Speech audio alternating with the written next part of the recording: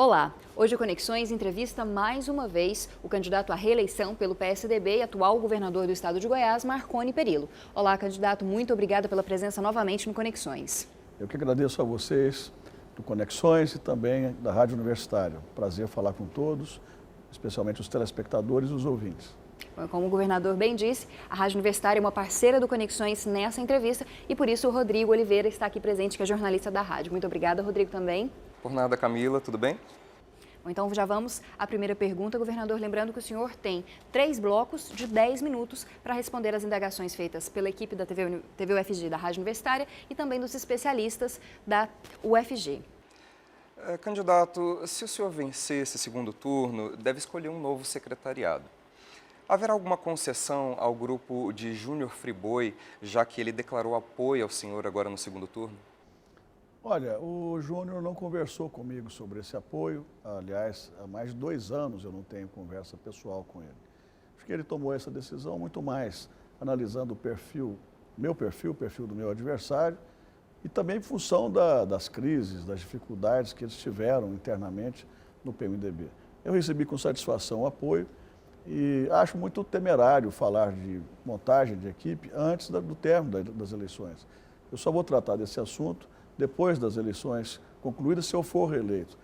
E eu posso adiantar a todos que eu serei extremamente rigoroso em relação aos perfis, em relação aos critérios, especialmente critérios técnicos e de preparo para uma boa gestão que eu pretendo continuar fazendo no Estado.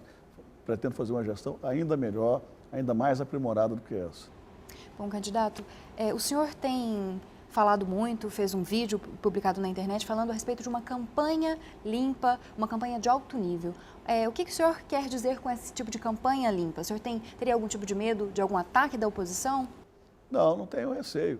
Eu acho que há, hoje, nas campanhas no Brasil, de uma maneira geral, e muito particularmente aqui em Goiás, até um desrespeito aos telespectadores, aos ouvintes, aos eleitores de uma maneira geral. São candidatos, como é o caso aqui, candidato que não está apresentando um projeto execuível, um projeto pés no chão, um projeto decente para o Estado, e aí parte para as mentiras, para a baixaria. Não temo nada, felizmente, eu estou absolutamente tranquilo, tenho a minha cabeça erguida, andei por esse Estado todo agora no primeiro turno, debati todos os assuntos que eram motivos de dúvidas em relação a algumas pessoas, aos meus que eram promovidos pelos meus adversários. Isso tudo foi extremamente esclarecido. Além disso, durante muito tempo, eu respondi e tive que dar informações sobre tudo na minha vida. Os meus sigilos foram todos quebrados, graças a Deus, nada foi encontrado, porque não há o que encontrar. Eu tenho uma vida e um passado limpo, tenho uma biografia pela qual eu zelo muito. Ao contrário do candidato do PMDB, que não deixou, durante aquele episódio da CPI, que os sigilos dele fossem quebrados. Mas, enfim, eu não estou tratando disso na campanha. Eu estou mostrando o que já fiz, o que estou fazendo e o que nós pretendemos fazer no futuro. Mostrando as mudanças que fizeram com que a educação goiana ficasse em primeiro lugar no IDEB, o trabalho fantástico na área da saúde, melhorando para valer os hospitais do Estado, o trabalho na área da segurança, que agora trouxe mais um resultado, demonstrando a qualidade das nossas polícias, a qualidade da investigação dos nossos delegados, agentes, enfim, de todo o corpo da segurança pública, com o início do esclarecimento das mortes de mulheres e de outros homicídios ocorridos e que ainda não tinham sido esclarecidos, enfim. Nós estamos fazendo um trabalho para qualificar cada vez mais os órgãos do Estado, para prestar serviços cada vez mais de qualidade, como é o caso da Agência Ambiental, o VaptVupt, o serviço que a gente faz na área da saúde, na educação, na segurança, nas estradas, que estão entre as melhores do Brasil hoje e estavam péssimas no passado. Enfim, eu tenho me ocupado disso, ou seja, apresentar a todos, mostrar a todos o que estou fazendo, a forma como nós estamos fazendo, com qualidade, obras espalhadas por todos os cantos e, ao mesmo tempo, falar do futuro, de esperanças, de sonhos em relação ao que nós pretendemos daqui para frente. Goiás já não é um estado qualquer mais. Goiás hoje é um dos estados mais desenvolvidos do país. E nós conseguimos, juntos, fazer com que Goiás chegasse a esse patamar.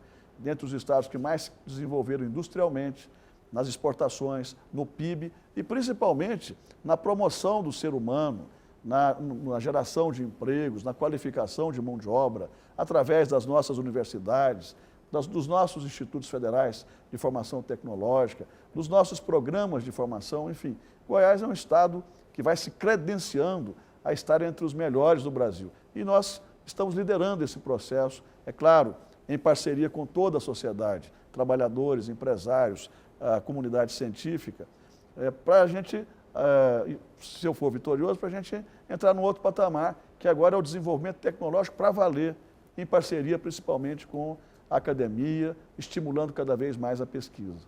Candidato, nós temos agora uma pergunta feita pelo professor da Faculdade de Ciências Sociais da UFG, o Ricardo Barbosa. Vamos conferir.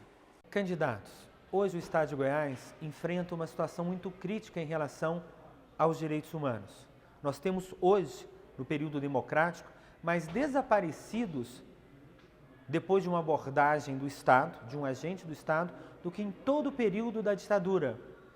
Como promover os direitos humanos diante de uma situação desta? Por exemplo, o Estado de Goiás também não implementa as diretrizes nacionais da educação em direitos humanos. Não há nenhuma estrutura hoje no Estado que nos permite levar à rede essa medida simples, mas bastante eficaz de promoção. O que vocês propõem no atual, no futuro mandato? Bom, professor Ricardo, eu tenho estimulado o secretário de Segurança, toda a nossa equipe, a dar apoio, a dar força ao Conselho Estadual dos Direitos Humanos. Criamos a Superintendência de Direitos Humanos e fiz, durante esse governo, uma interface também com a Secretaria Nacional de Direitos Humanos. Todas as questões relacionadas a direitos humanos que me foram trazidas nesse governo, eu pedi e determinei que tomassem providências, no sentido de que as pessoas envolvidas fossem punidas. Muitos crimes foram esclarecidos, muitas ações foram tomadas em relação a episódios, especialmente episódios relacionados a policiais, e a determinação que sempre dei ao secretário, às corregedorias, foi a de que investigassem e punissem. Nós tivemos nesse ano, no ano passado, assassinatos de muitas pessoas, moradores de ruas. Determinei também que a polícia fosse atrás, investigasse. Muitos casos foram elucidados e nós estamos trabalhando para elucidar todos. Eu posso assegurar que nós vamos continuar tendo uma preocupação muito forte em relação a essa questão dos direitos humanos. Agora, é claro que, infelizmente, um ou outro agente público, às vezes, comete crimes, às vezes, comete desvios em relação à sua função.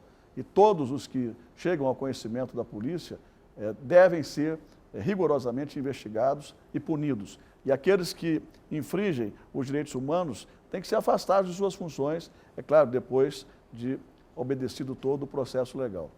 Bom, candidato, o senhor mesmo citou o caso dos moradores de rua, que houve vários assassinatos do início do ano passado até meados de 2013. Nesse ano, uma nova série de assassinatos de mulheres e agora, nessa semana, houve aí a apresentação de um suspeito de ser um serial killer que teria matado tanto moradores de rua quanto mulheres. No início, a polícia dizia que eram crimes isolados, principalmente ligados ao tráfico de drogas, ao uso de drogas. A polícia estava fazendo uma investigação na calada, tentando não divulgar esses fatos e só agora trouxe isso à tona. Como é que o senhor avalia essa questão? A polícia tem várias táticas de investigação. E uma dessas táticas é confundir especialmente os criminosos. Se ficar evidenciado que há uma pista de que foi um serial killer, com certeza a polícia teria muito mais dificuldades em chegar a esse criminoso. Infelizmente ainda tem outros crimes que precisam ser esclarecidos, mas nós estamos diante de um caso de um verdadeiro psicopata, que assassinou mulheres friamente e assassinou também moradores de rua. Mas o fato mais positivo é que a polícia goiana, como eu sempre disse, ela investiga, ela é boa, ela pune, ela prende. Aliás, ela prende. Agora, caberá à justiça punir rigorosamente esse criminoso. O problema maior é que nós temos uma legislação frouxa. A lei penal é de 1940, tem 76 anos. Ela precisa ser mudada para que esse tipo de psicopata possa cumprir sua pena e ficar distante da sociedade. É impressionante a quantidade de pessoas, de pais, mães, filhos, irmãos, que sofreram nesses episódios todos, nos crimes contra as mulheres e contra também os moradores de rua, num verdadeiro atentado aos direitos da pessoa humana. Mas, felizmente, a polícia agiu Claro que isso não resolve, não serve de consolo, mas pelo menos demonstra a capacidade e a atuação do aparato de segurança pública no esclarecimento de crimes como esses que ocorreram, lamentavelmente, aqui em Goiás. A minha solidariedade foi sempre permanente às famílias. Eu sempre disse que nós iríamos elucidar todos os crimes, parte deles já estão esclarecidos, nós vamos esclarecer todos. Eu sempre tive muita confiança na nossa polícia e continuo tendo. Eu peço a todos que acreditem nesse trabalho que nós estamos fazendo. E, mais uma vez, eu me solidarizo como pai, como ser humano, como família, a essas pessoas todas, a essas famílias todas que sofrem por conta desses acontecidos. Bom, governador, a gente vai para um rápido intervalo e você continua conferindo essa entrevista com o candidato à reeleição pelo PSDB, Marconi Perillo.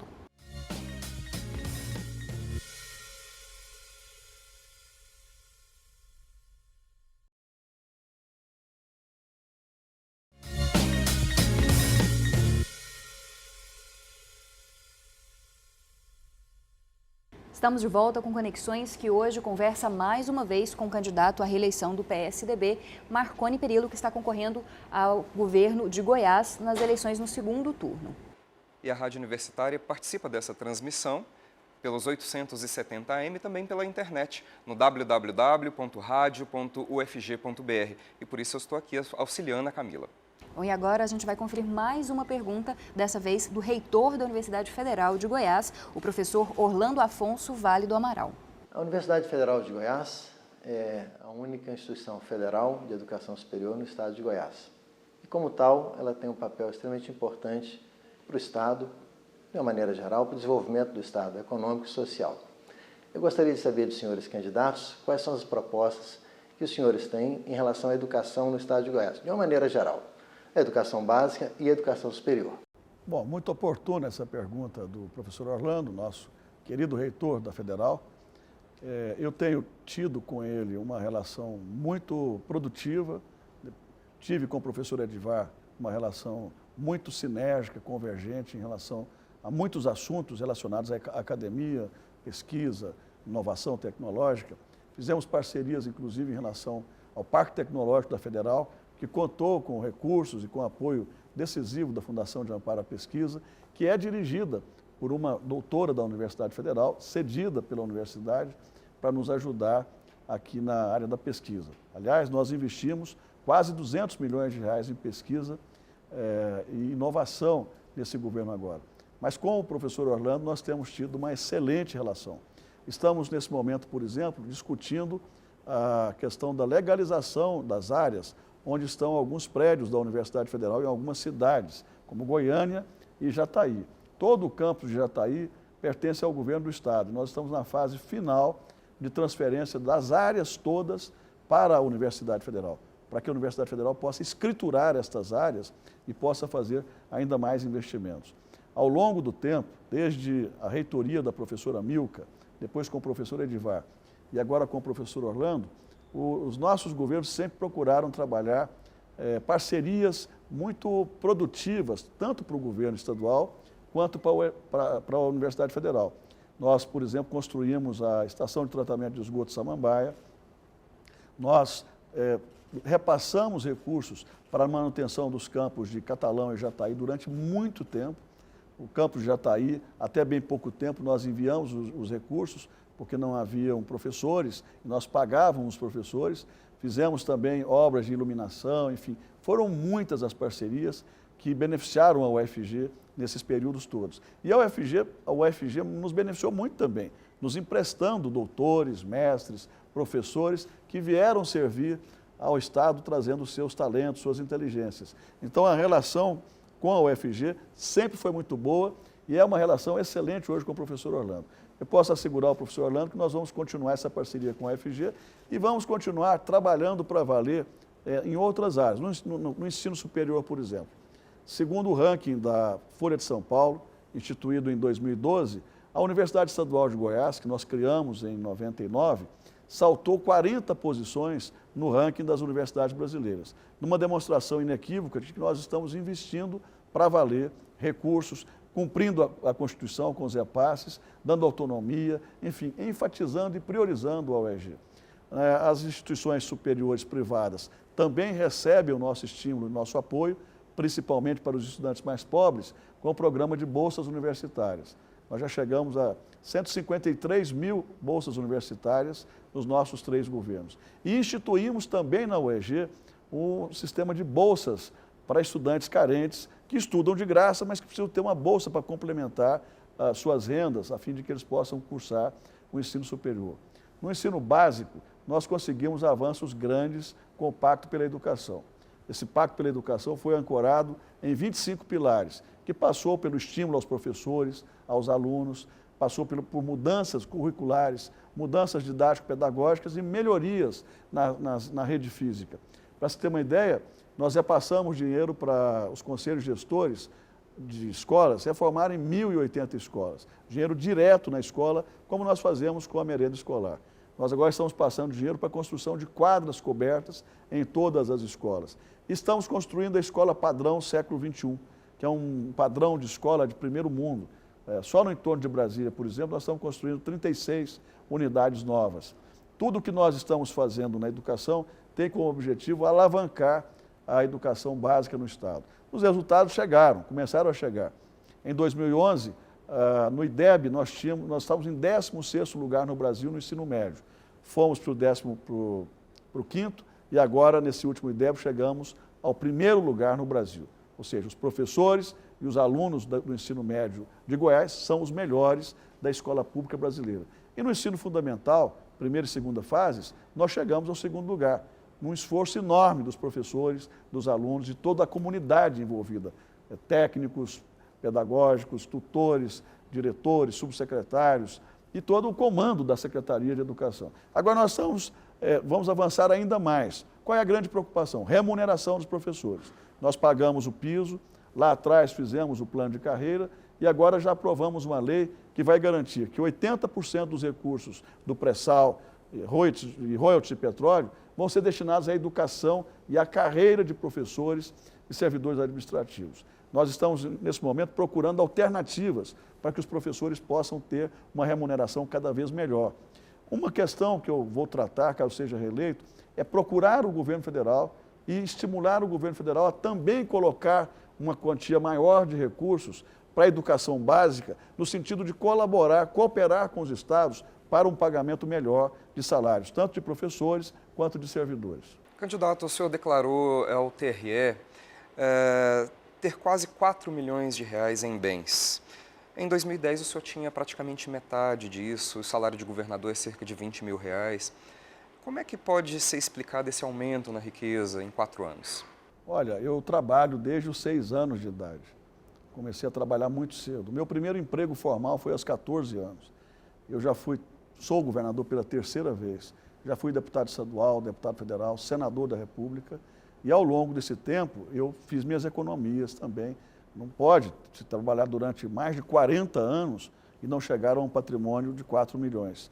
Eu trabalhei em funções públicas, em funções com salários dignos, salários altos, diante dos salários dos trabalhadores. Esses salários que são pagos aos entes públicos são salários dignos. Aliás, menores do que o que se paga hoje em determinadas empresas para executivos, mas são salários dignos. E mais do que isso, quando você faz uma declaração na aquisição de um imóvel, por exemplo, você declara o imóvel pelo valor que você comprou. Se 20 anos depois você vende esse imóvel, é claro que você vai vendê-lo por um preço muito superior. E aí a diferença entre o que estava registrado no seu imposto de renda e o valor do imóvel comercializado é o que faz com que haja esse aumento em relação ao patrimônio. O patrimônio é o mesmo praticamente, só que como o imóvel foi comprado por um preço 20 anos atrás e foi vendido por um preço maior agora por conta da inflação, é claro que esse patrimônio acabe aumentando. Mas eu tenho absoluta tranquilidade em relação a tudo o que fiz ao longo da minha vida. Tudo dentro da transparência, tudo dentro da legalidade, tudo declarado no imposto de renda. E aproveito para dizer uma coisa, durante a CPI, eu quebrei todos os meus sigilos e tive que passar para a Receita Federal informações sobre todos os cheques e depósitos que fiz nas minhas contas nos últimos 10 anos. Todas as informações relativas às minhas movimentações bancárias foram informadas à Receita Federal. Bom, candidato, agora vamos mudar um pouco de assunto. A gente fala sobre saúde, porque a professora Jaqueline Lima, que é da Faculdade de Enfermagem da UFG, faz uma pergunta ao senhor referente à área da saúde e principalmente à transferência da gestão para as OS. A saúde é uma preocupação da população do estado de Goiás e é ainda um direito constitucional da nossa população. No estado de Goiás, ela tem sido terceirizada e entregue para organizações sociais e, com isso, os custos têm sido aumentados, o controle da população por meio dos conselhos de saúde tem sido reduzido e, além disso, a qualidade e os custos estão aumentados. Além disso, nós temos percebido que os profissionais de saúde que fizeram o concurso não estão sendo chamados para assumir os cargos. Como o senhor vai resolver este problema na próxima gestão, caso seja eleito? Bom, em relação às organizações sociais e à saúde em nível estadual, a professora está redondamente equivocada. Nós demos um salto qualitativo jamais visto na nossa história em relação à administração hospitalar. Se eu for reeleito, eu vou continuar com as OS, eu vou entregar a administração dos CREDEX, dos AMES, a organizações sociais que tenham respeitabilidade, que tenham experiência, que tenham know-how e que tenham competência e eficiência na administração hospitalar. O poder público é incompetente em muitas áreas. Em algumas áreas, ele não tem a especialidade necessária. Na área da saúde, eu fiz uma opção entre a humanização e o respeito aos pacientes ou uma administração ineficiente que existia no modelo anterior. Nós avançamos extraordinariamente. Não há como questionar a fiscalização que existe hoje em relação às organizações sociais nos hospitais do governo do Estado. Elas são fiscalizadas pela própria Secretaria de Saúde, pelos seus órgãos de controle, pela Controladoria Geral do Estado, pela Agência de Regulação, pela Procuradoria, pelo Tribunal de Contas e pelo Ministério Público. Há um controle extremamente rigoroso. Mas o mais importante é a qualidade do que nós estamos vendo nos nossos hospitais. Basta conhecer a UTI do HGG, que está num padrão hoje de Einstein ou de Sírio-Libanês em São Paulo. Basta conhecer o próprio HGG, o Hugo, o HDT, o Materno, o CRE, o Hospital de Urgência de Anápolis, de Aparecida, de Santa Helena, e verificar as mudanças extraordinárias que aconteceram. Eu convido a professora para conhecer de perto. Uma coisa é falar sem ver. Eu convido para conhecer de perto o que está acontecendo, o que mudou para valer na saúde pública estadual depois de criadas as OS. Agora, a gente não pode confundir o que é de responsabilidade federal ou municipal. Infelizmente, a atenção básica é muito ruim nos CAIS, nos postos de saúde e em alguns hospitais municipais. Candidato, vou ter que interrompê-lo. O nosso bloco chega ao fim, você continua acompanhando essa entrevista no próximo bloco.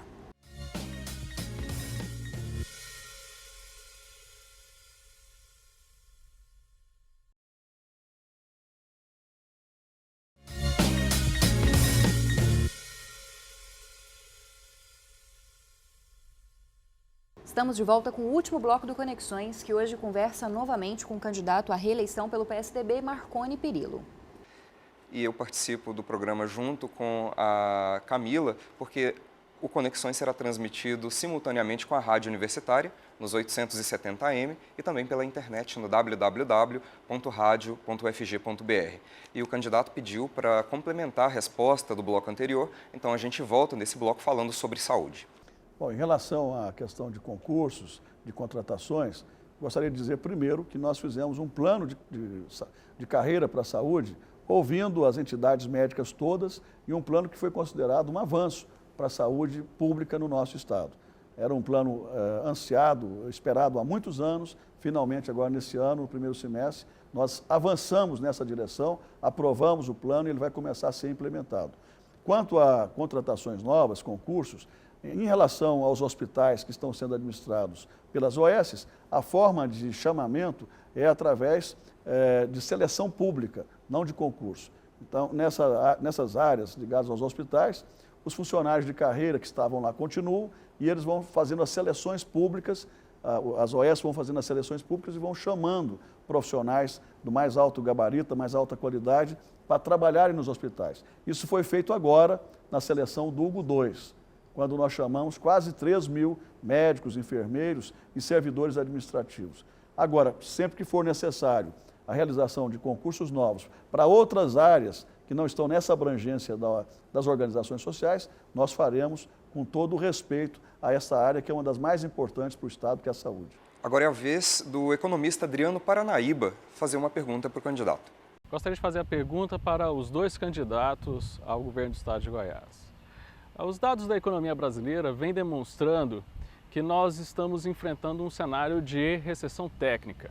Isso pode impactar nos próximos anos com a redução de recursos vindos do governo federal para os entes federados, inclusive Goiás, independente se vai ser oposição ou governo que vai ganhar.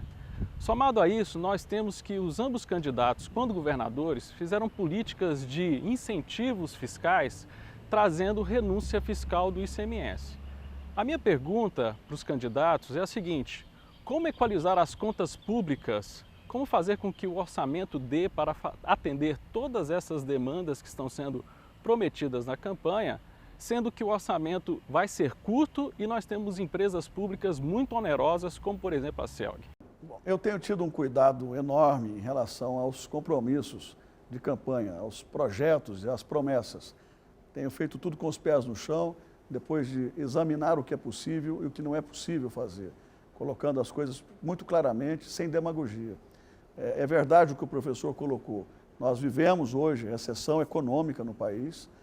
Isso resultou em redução dos repasses constitucionais de recursos, tanto para os municípios quanto para os estados, e ainda há uma outra deformação no país, que é a deformação no Pacto Federativo.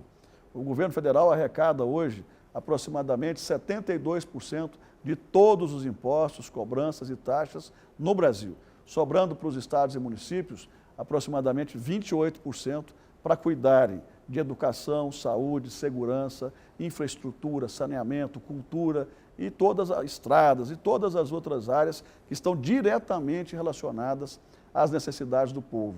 Eu defendo que haja uma mudança no Pacto Federativo. Aliás, o senador Aécio Neves, que é o nosso candidato a presidente da República, sempre defendeu, quando governador de Minas, uma reforma, uma reavaliação, uma mudança no Pacto Federativo para que ele seja mais justo em relação aos prefeitos e governadores. Afinal de contas, as demandas do povo estão nos estados e nos municípios. Portanto, os recursos têm que chegar aos estados e municípios. Na área de segurança, por exemplo, não tem nenhum dinheiro federal para investimentos em salários, equipamentos e melhorias na área de segurança. Na área de saúde e educação, os recursos também são poucos. É preciso que essa equação se inverta para que os estados tenham mais dinheiro.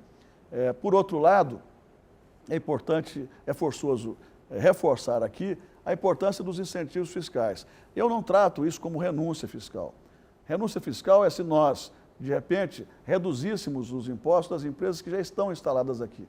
Uma empresa como a montadora Mitsubishi, ou a montadora Hyundai, ou a Suzuki, antes de virem para cá, não geravam nenhum emprego e não geravam nenhum centavo de impostos. Quando elas chegam, elas vão pagar menos impostos, porque isso é o atrativo para elas virem e terem produtos competitivos com os grandes mercados no Brasil e no exterior. Sem essa possibilidade de competitividade, elas não virão porque não vão tomar prejuízo. Nós trouxemos as empresas, não havia nem um centavo de imposto. Com a vinda, elas deixam de pagar parte dos impostos, mas pagam uma outra parte, isso significa receita nova, e o mais importante, elas giram a economia das cidades onde se instalam, trazem outras empresas satélites de componentes, de peças, e mais do que isso, geram empregos.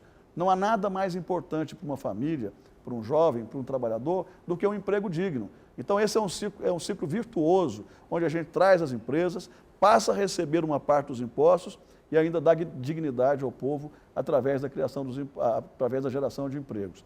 Eu vou continuar lutando para que Goiás tenha essa política de atração de investimentos, de atração de indústrias, de movimentação do agronegócio, de movimentação da área da mineração, agricultura, pecuária, mas também os serviços, o turismo e principalmente a industrialização, que é o que agrega valor e que é o que gera o grosso dos nossos empregos.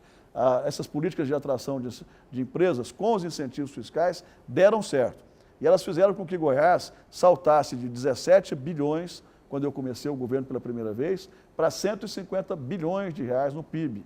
Foi responsável também por cerca de 1 milhão de empregos gerados nesse período. e um crescimento extraordinário nas exportações. Isso tudo fez de Goiás um estado importantíssimo no Brasil, uma grande referência, um estado solução na nação brasileira.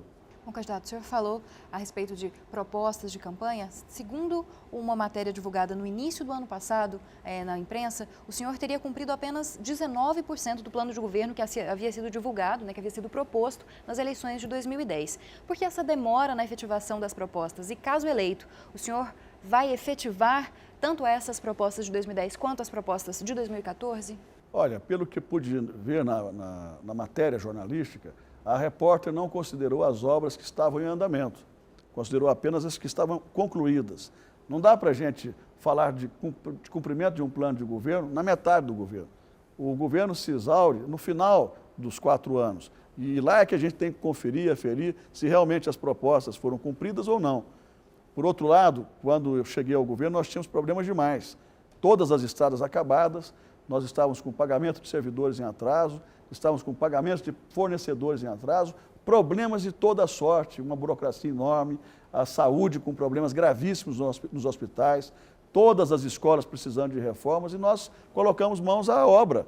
Nós fomos primeiro buscar recursos, realizamos projetos, licitações, inovamos, por exemplo, de um repasse de dinheiro para a reforma de delegacias, para a reforma de escolas, e o fato é que estamos chegando ao final do governo com um conjunto enorme de obras, serviços realizados, de muitas mudanças continuadas, realizadas ao longo desse tempo. Essa mudança na área de saúde foi uma das mais benéficas que nós já tivemos aqui no Estado. Mas a mudança na educação também é sentida hoje, quando a gente conquista o primeiro lugar no IDEB.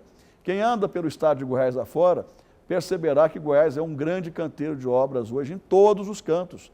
Obras estruturantes, obras pequenas, parcerias com prefeituras, obras dos mais variados motivos, interesses e necessidades foram e estão sendo realizadas. Só duplicações nós estamos realizando 6, com a iluminação dessas pistas, construção de ciclovias, viadutos, pontes.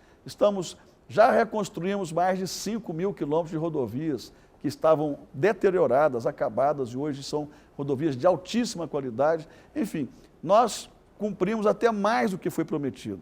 De repente você coloca no plano de governo a construção de um mirante lá no Morro do Além, que custaria R$200 mil, mas eu não coloquei que iria reconstruir 5.000 quilômetros de rodovias. Esses 5.000 quilômetros de rodovias custaram aos cofres públicos aproximadamente R$2 bilhões. Isso não está no plano de governo, mas havia essa necessidade e nós fizemos. Nós reformamos 1.080 escolas, a um custo de aproximadamente R$140 milhões. Isso não estava no plano de governo, mas quando nós chegamos e vimos a necessidade de fazer essas reformas, nós priorizamos os recursos e destinamos à reconstrução dessas escolas. Enfim, os planos de governo também não podem ser absolutamente estáticos, eles precisam ser flexíveis para que a gente possa atacar determinados problemas que surgem de repente e que precisam ser resolvidos para o bem da sociedade. Apesar da construção dos 5.000 quilômetros de estradas, enfim, do que você citou, tem alguns problemas em relação à área de transporte, como, por exemplo, o VLT, que é um projeto que parece que não sai do papel. O que acontece com o VLT? O VLT, eu falei na campanha, na televisão, nos debates, que se o Serra fosse eleito presidente, ele iria dar o dinheiro para a gente fazer o VLT. Ele não ganhou a eleição. Mesmo assim, nós fizemos o projeto, um projeto bem feito, fizemos a licitação, uma empresa já ganhou a licitação. Nós agora, nesse momento, estamos fazendo uma readequação do projeto, que previa que os trilhos ficariam em superfície e aqui na região central de Goiânia, de Campinas, nós vamos fazer enterrado, ou seja, subterrâneo. Nós estamos adequando o projeto para que, através de uma parceria público-privada, tão logo termine as eleições, a gente possa começar e terminar esse projeto, que é um projeto fundamental para a mobilidade urbana. Bom, candidato, nosso tempo encerrou e eu gostaria que o senhor falasse por 1 minuto, livremente, a respeito do seu plano de governo. Olha, eu quero agradecer a vocês dois, a TV UFG, a Rádio Universitária, pela oportunidade democrática de ouvir, sabatinar os candidatos ao governo. Agradecer aos telespectadores, aos ouvintes, aos internautas que nos acompanham, pedir o voto de confiança para que eu possa continuar esse trabalho de liderança no nosso Estado, para que o nosso Estado cresça cada vez mais em todas as áreas, com ênfase nos investimentos nas áreas de tecnologia, na área de educação, de ciência e tecnologia, na pesquisa, na inovação. Nós avançamos demais nessas áreas nesse governo. E eu consegui nesse governo uma interação muito positiva com pesquisadores, com reitores, com pró-reitores, com professores, enfim, foi uma área onde nós conseguimos um avanço muito grande. E eu quero reiterar os meus compromissos de continuar investindo nessas áreas, principalmente transformando Goiás num estado com muitos investimentos na pesquisa e nas novas tecnologias, na inovação. Eu quero manter esse contato, essa relação amistosa que tem hoje com os pesquisadores e com a academia. É importante registrar, por último, apenas para encerrar, que só nesse governo nós apoiamos mais de 5.000 pesquisadores. Eu agradeço a todos pela atenção, peço o voto de confiança e me coloco à disposição, se for reeleito, para continuar um trabalho convergente com a academia e com toda a sociedade goiana. Muito obrigado. Muito obrigada, candidato. Nós Obrigada agradecemos. também, Rodrigo, você pela presença. Obrigado, Camila. Bom, e você confere o Conexões na próxima semana, às 5h30 da tarde no sábado, às 9h15 da noite no domingo e também às 8h15 da noite na segunda-feira. Uma ótima semana para você.